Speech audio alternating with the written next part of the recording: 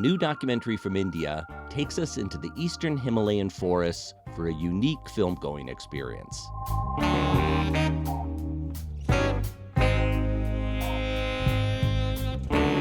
I'm Tom Powers, and this is Pure Nonfiction. The film Nocturnes follows a scientist named Munsi who studies moths. She does her field work at night, often in the rain, on the mountainous border of India and Bhutan. She hangs a sheet in the forest and shines a light on it to attract numerous varieties of colorful moths. The striking visuals are matched by an evocative sound design.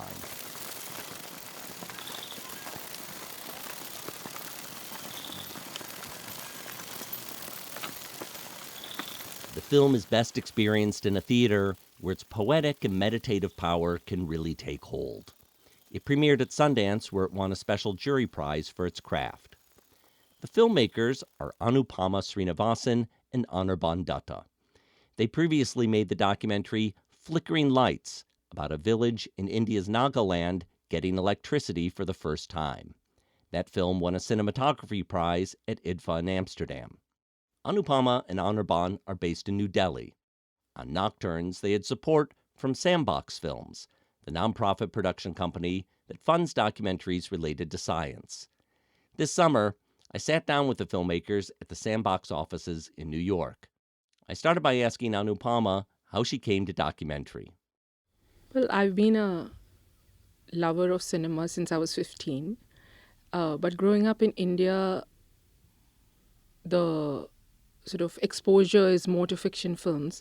So I had no idea that I would ever be making documentaries. But I went to college in the US, and that was my first introduction to nonfiction filmmaking. And we had an amazing teacher, Rob Moss, at Harvard. And then I was like, oh, this is really cool. So that was sort of the beginning of my interest in nonfiction. And even though I went to film school after that, which was predominantly fiction filmmaking, my love for documentaries was so embedded that I've spent the last 20 years doing that. And I think the big transition for me coming into Nocturnes, and before that Flickering Lights, which Anirban and I also made together, was approaching film in a very different way when you're collaborating with another director. I think that was a big shift for me, which we sort of got into with Flickering Lights, which we started in 2015, and Nocturnes we started in 2019. So that was one big change in the way I work, because before that I was sort of a one-person army doing everything myself. And thematically, I think Nocturnes is quite different from anything else I've ever done before. There has always been a connection with nature, but I was not interested in the kind of nature films that I saw. And they all seemed to alike each other, and they didn't do what actually nature did for me. So I think that was the impetus to get into something like Nocturnes, is like, how do you bring your own cinematic expression and your own connection with nature, and how do you unite those two? So, Anirban, can you describe what Flickering Lights was and what you took from that project that moved you on to this next one?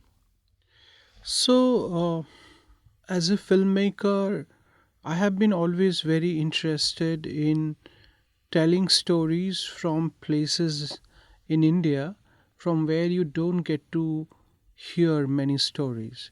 Just to give you a background, I grew up in Nepal and Andaman because my father did a job which took him to far off places. So I kind of had this interest of going to those places and trying to find out, or kind of spend enough time before making a film to understand what was happening in the society there, or say talking about the northeast of India, why is there an alienation from the mainland India of the northeast?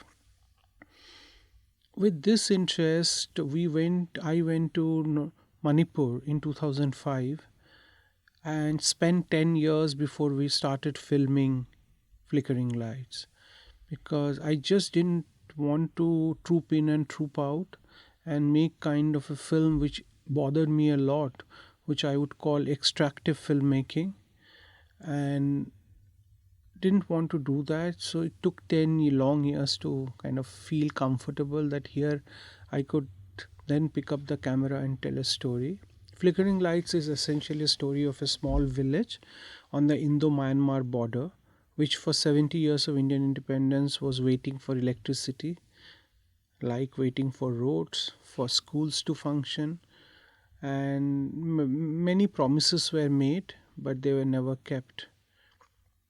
When we were there in 2015, we heard another promise of electricity finally coming to the village, and we felt this gave us an opportunity to understand how this so called quote unquote development works in India, or if it does, or if it doesn't, and how does the society react when it has been kind of left behind from the mainstream imagination. So we filmed in this village called Thora, and we spent 7 years making the film. So, with such an investment of time, it makes me think that the decision to pick what you're going to do next is even more weighty than an average filmmaker who may be making a film every couple of years. So, after you got through Flickering Lights, what was it that brought you to the subject of Nocturnes?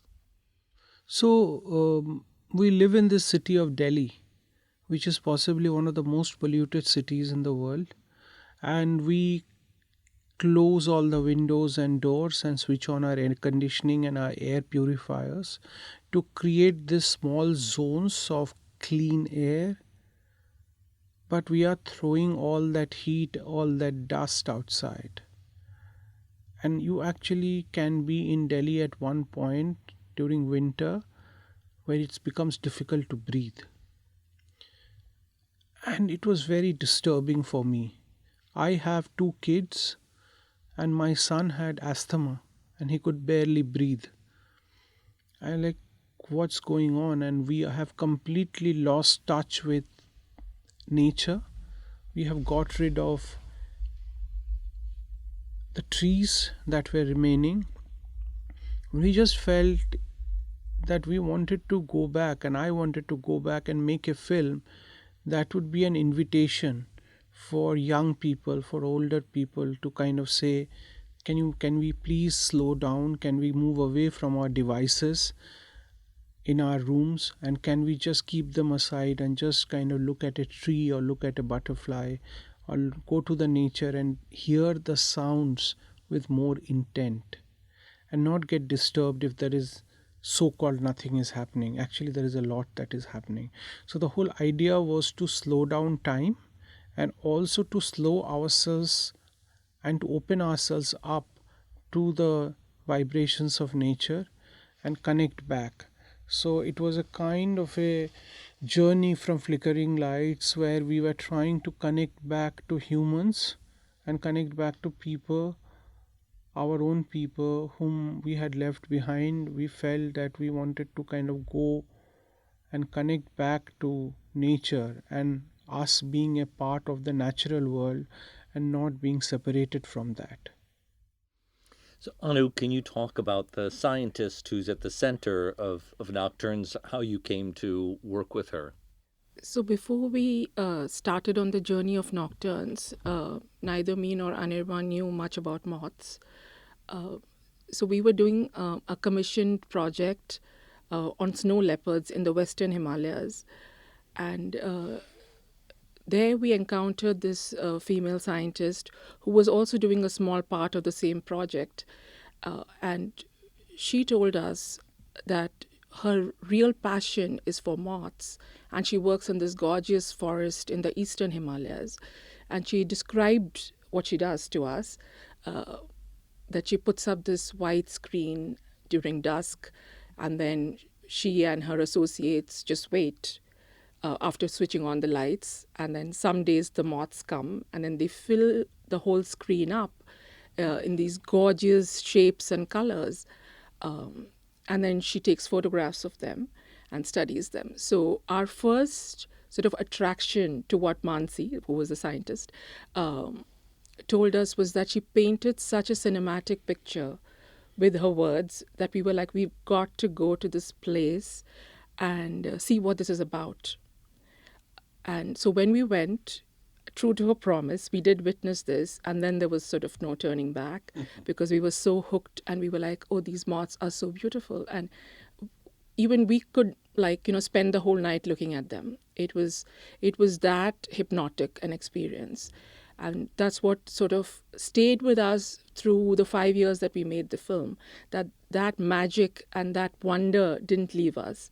And that's what we wanted to also communicate through the edit and the sound, that sense of wonderment that we had as children. And so I think through Mansi, while we were following her scientific quest, that allowed us our own cinematic quest as well. So, Anirban, you were setting out to slow time down.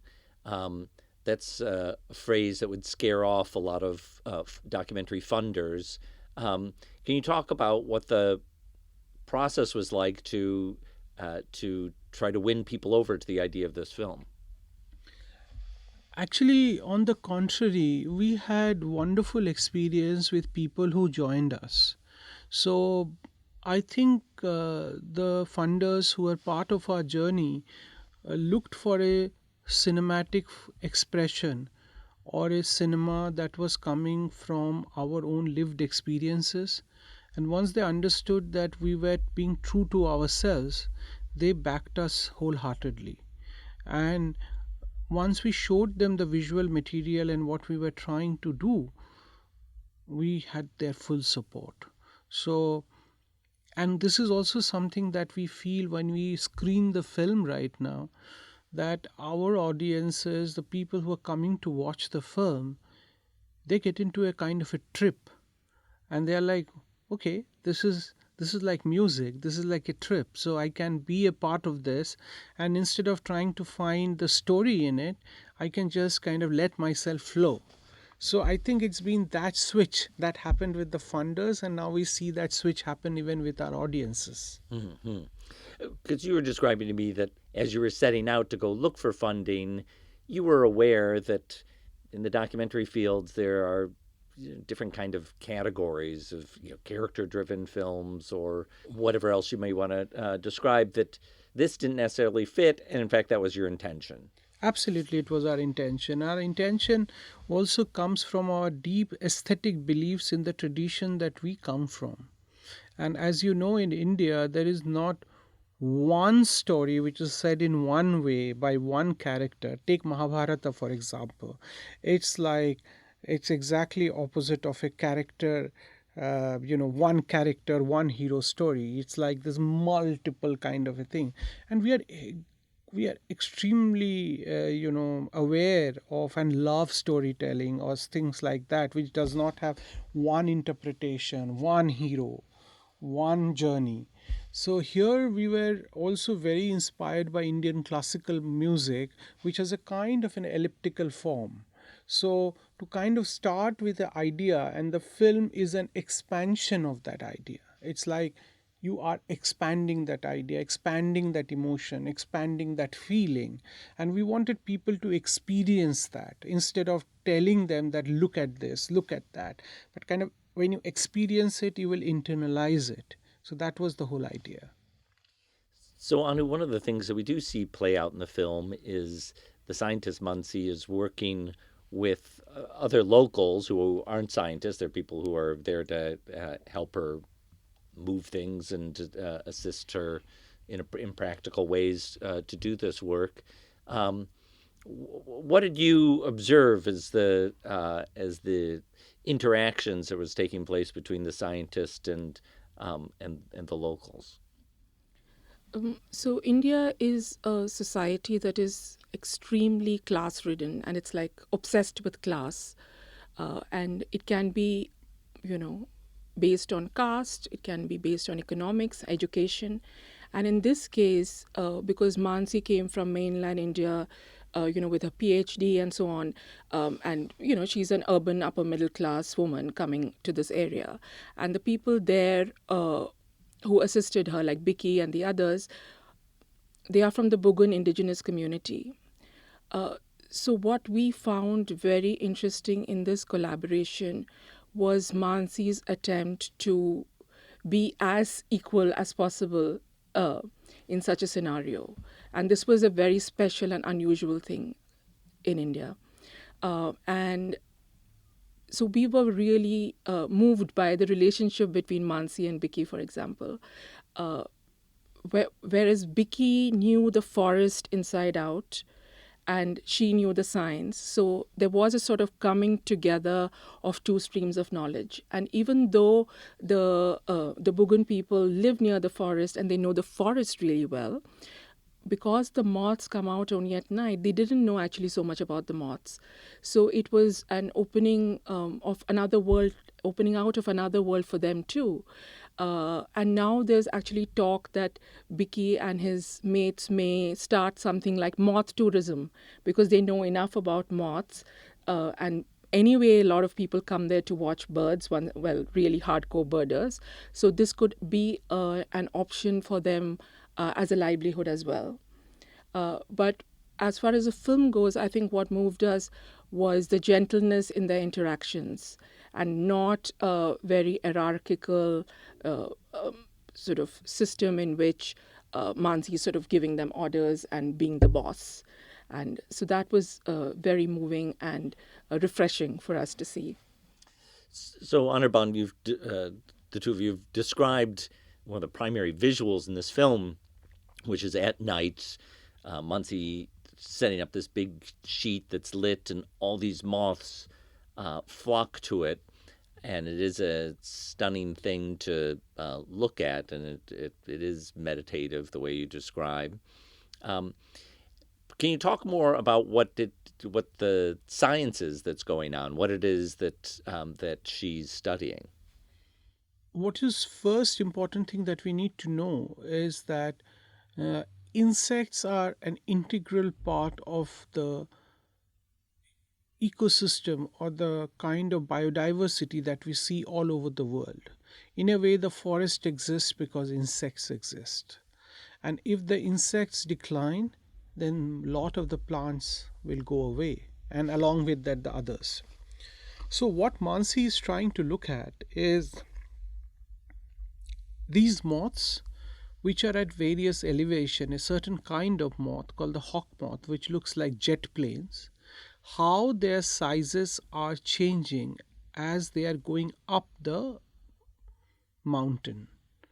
And they are basically using elevation as a surrogate for temperature. So basically what they are trying to do is that it's hotter at lower elevation and colder at upper elevation. So if the moths are shifting up, then you know that there will be some species that might get lost in this whole phenomena of shifting up.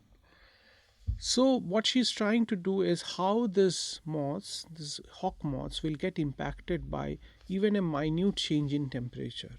And they are very, very specific in their habitat, some of them. So, you're Delhiites.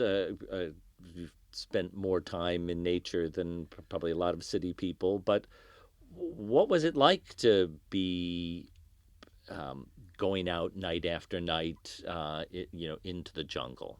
Oh, it pours cats and dogs and buckets. You can wear as many raincoats as you can, the water will seep in. And you are basically, when you are filming at night, you are drenched to the bone. It's cold, it's humid, and then you have leeches. And you have leeches all over. There are leeches that are dropping from the trees. We had leeches on our head, we had leeches on our hand, and we had this wonderful young person who was a line producer, Ruchika. She was given a task every half an hour to do leech check. So she would go around with a torch to see, because we would have something on us and we wouldn't even know, and it would become really big, and then we'll have a wound, and the wound wouldn't heal. And then you had these insects, we didn't even know what it was, and it would bite. And I have this huge insects love me and they just bite me all over. And I would come back from the shoot with a swollen hand, with my legs all black. And wow, it was like quite intense. I mean, I think about the African Queen movie with Humphrey Bogart and Katharine Hepburn, where it's the only thing I think know about leeches. In that movie, they would like set the leeches on fire, right, to make them come off. Is that true? Is that a No, no, no, that's not true. There are thousands and thousands of leeches. When you drive with your car into the forest, on your windscreen, you will have 100 leeches. How many are you going to burn? And you can't light fire in the forest. It's against the law. so? If you've got a leech on your forehead, how do you get it off? Salt. Oh, You put salt on it, then it falls off. And later we discovered that even sanitizer works. In the post-COVID world, we were always having sanitizer, and that also helps to get the leech off. But the sure shot way is salt. Salt, the old-fashioned way. Old fashioned, we used to carry pouches of salt. so all that sounds extremely uncomfortable. And what was it that kind of kept you going out night after night in the face of all those discomforts? I think when you looked at the moths and when the moths came and when you saw that symphony of moths, it just made all the trouble, all the bites seemed very insignificant, because we knew that we were going to have something that is going to show to the world this kind of splendor that has not been seen before in cinema. So that made our physical discomfort very small, and also what we experienced was nothing compared to what the scientists had gone through for years and years. It was also an humbling experience in a way, to understand that we filmmakers, we think we do a lot of hard work. Just look at the scientists. They might be doing something for 20 years and then they ask more questions, and it's really humbling to look at some of the science and what kind of rigor it requires. Can you talk about some of the steps you had to take in a technical way to you're filming at night, so on the visual side, that's a tricky thing, and then the lengths you went to capture the audio? I would love to hear more about. So our cinematographer Satya Rai Nagpal, he was incidentally trained in zoology back in the day, and so he had a natural interest for the wild and for the insects, and especially butterflies and moths. So he was a great choice, apart from his amazing talent as a cinematographer and his sensitivity to light. So that is why we were very keen to work with him. And he was part of our process from the very initial development phase. And he's somebody who's very particular about the way the image looks, like how the blacks are and how, so that we get the exposure exactly as we need. And so we did a lot of R&D for that. So what we did was that the scientists anyway used to have lights. And so we accentuated it without changing the frequency, because the frequency would affect the moths coming.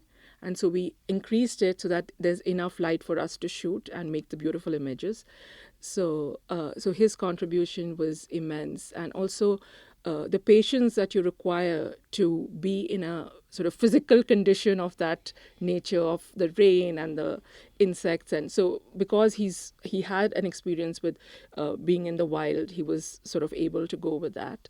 And I think his contribution was really amazing and immense.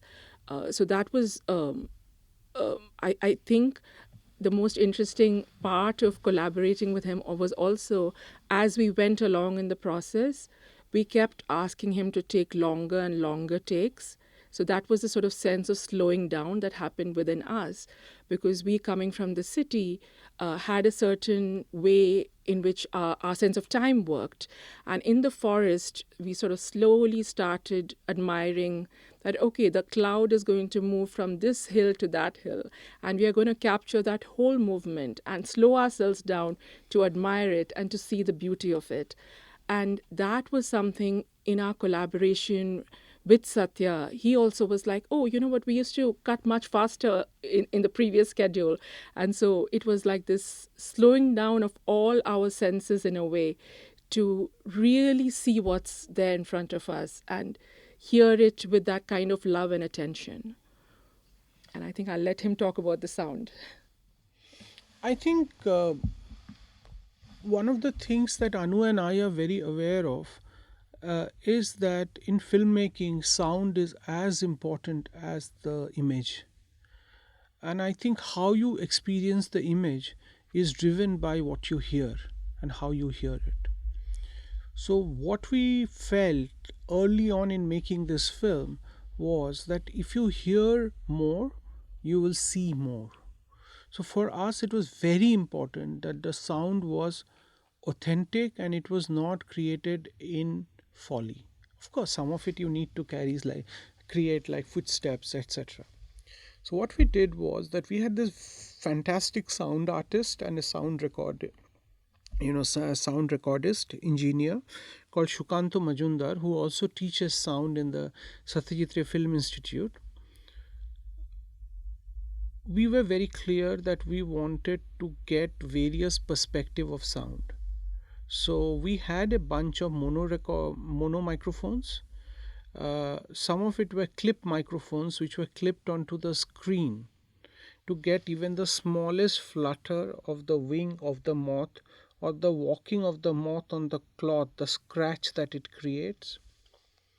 And we also had stereo microphones and shotgun and long gun microphones at various distances to create perspective. And other than this, we also had a 5.1 and ambrosonic microphone 360 degree, which was also recording the same sound. So what we did was that if we were recording at a certain elevation at 2 a.m. in the morning and the scientists were working at 2 a.m., then we used the sound that was there of the forest, the night sound at 2 a.m. Similarly, when in the film you see the evening becomes night, we recorded long transition ambience, like the birds coming and going, sitting on the trees, and then the sound of the jungle becoming night. So this is all long transition ambience, and we use that to create a certain temporality in the film. The passage of time is not only shown by the change of light, but it also is shown by the change of sound. So that was very critical to our thinking of the film. And you can capture as much as you want, but you have to use it. So there was 6 months of work that was done in logging each and every sound, creating a library in a software called Sound Miner with all the metadata of the elevation, the time, etc. So that when we came into the Atmos mix, we had all of that available for our wonderful sound designer Shreyank and Tom to work with. So it's very important. It's not only okay to record, you can record, but you have to make it, arrange it in such a way so that it is there and it can be used in the film. From the outside, it feels like Indian documentary is having a kind of moment. There's more documentaries coming out of India, reaching international festivals and rising to prominence, winning awards than any time I can remember. I wonder how that feels from where you're sitting in Delhi. Oh, it feels great. It feels great. We have wonderful filmmakers. We have so many filmmakers like Shaunak, uh, Shushmit, Rintu, Vinay. But they are doing such fabulous work, and it's not. And the best part is that everybody is making different kinds of films. Nishtha, who has also been doing for a long time. It's exciting because we are finding films that are cinematically different, which are exploring different things, and the films are getting made. But I would also say, having said that, it's very sad that we don't have a film fund in India even today. that we still have to depend on funding from outside to make our films. And what happens is there are certain films which don't get made. For example, if I want to make a film on Indian classical music or an Indian classical dance, which might be quite local or in terms of a certain, those films don't get funded. So there is a certain kind of films definitely getting made, but there are many interesting kind of expressions. I hope and I wish that there are support for films like those as well. Anu, I want to ask you, after spending 5 years or so making this film, what are the moments for you that make you feel like that sacrifice and that energy was worth it? I think watching the film, for me, even now, I notice things that for the first time. And I think that is what we intended to do, is how can we look at the world afresh without jaded eyes? And how can we have a childlike wonder and watch the world? And I think that I'm very happy when I see that to an extent we have achieved that, because now I can see the film time and again and still discover something new. And I think the other main thing is when I hear people come out of the film and feel that they feel calmer and more hopeful about the world. Anirban and I are very conscious about what we are doing as artists in terms of what we are putting out there into the world. And when there's so much anxiety and stress and violence, through our art, can we do something to help people calm down and feel better, but in a thoughtful, not in a sort of a superficial, feel good kind of way, but in a really deep way in which you are connecting with something deeper within yourself and with the natural world. I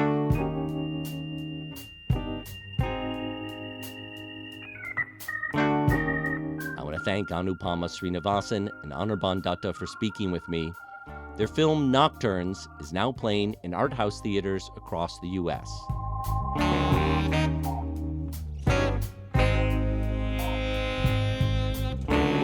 We have a newsletter called Doc Voices, written by Bella Racklin. You can find it by searching on Substack for Pure Nonfiction. If you want to advertise to our 40,000 readers, send an email to listen@purenonfiction.net. Thanks to our team, series producer Hannah Nordenswan and web designer Cross Strategy. Our theme music is composed by Andre Williams, and our executive producer is Raphael Nehausen. I'm Tom Powers. Follow us on Instagram and visit our website at purenonfiction.net.